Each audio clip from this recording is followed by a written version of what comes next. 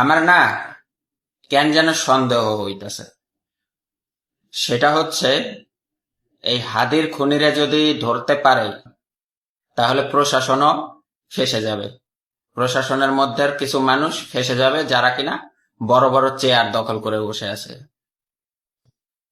সরকারের মধ্যে কিছু কিছু লোক ফেঁসে যাবে যারা কিনা বড় বড় রাজনীতিবিদ, এবং যারা নির্বাচন করতে চাচ্ছে তাদের মধ্যেও কিছু কিছু মানুষ ফেঁসে যাবে যারা নির্বাচন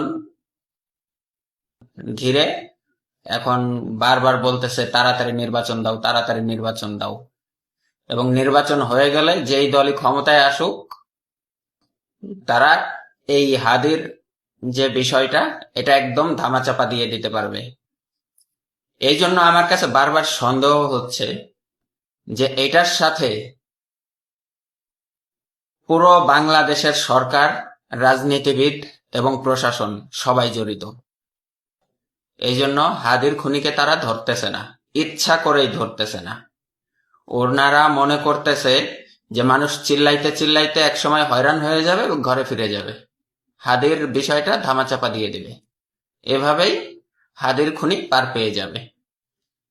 ওরা এটা মনে করেই এখন পর্যন্ত হাদির খুনিকে ধরতেছে না। না হলে 200 কোটি টাকার উপরে এটা কি একা ফয়সাল করিম খাবে? এটা প্রশাসনের অনেকের পকেটেই অলরেডি ঢুকে গেছে এই টাকাটা। এই কারণেই হাদির খুনি কে বিভিন্ন জায়গায় আপনার কি বলে এটাকে, যে বুঝতে পারতেছে যে এই জায়গাতে আছে, লোকেশন যেটা, এটা বুঝতে পারার পরেও তাকে ধরতেছে না।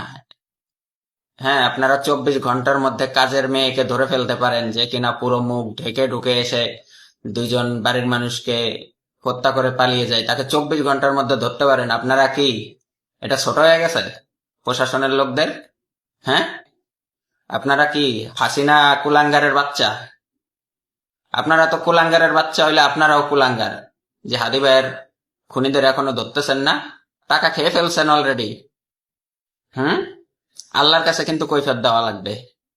সাধারণ মানুষের কাছ থেকে পালিয়ে বেড়াচ্ছেন, সাধারণ মানুষকে এটা সেটা বুঝাচ্ছেন, আল্লাহকে কি বুঝাবেন?